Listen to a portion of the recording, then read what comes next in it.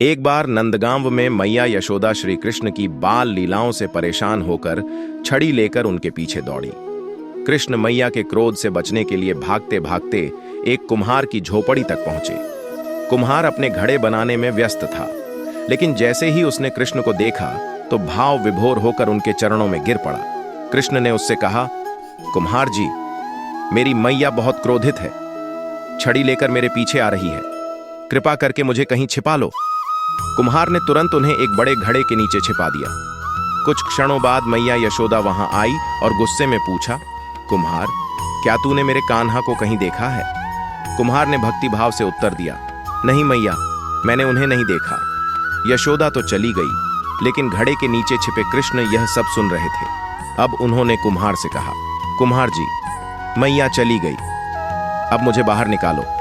कुम्हार मुस्कुराया और बोला, प्रभु, मैं आपको ऐसे ही बाहर नहीं निकालूंगा, पहले आप मुझे 84 लाख योनियों के बंधन से मुक्ति का वचन दीजिए।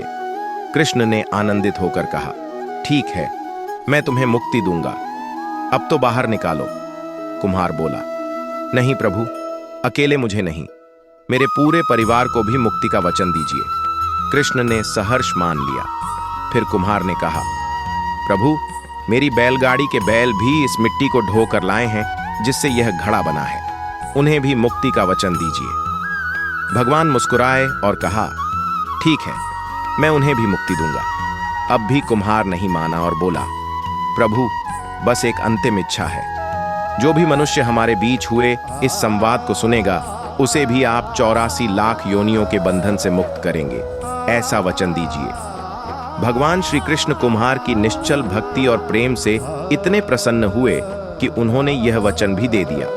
तब कुम्हार ने भावुक होकर बाल कृष्ण को घड़े से बाहर निकाला, उनके चरणों में दंडवत प्रणाम किया, चरण धोकर चरणामृत पिया और कृष्ण को गले लगाकर इतना रोया कि अंततः प्रभु में ही लीन हो गया।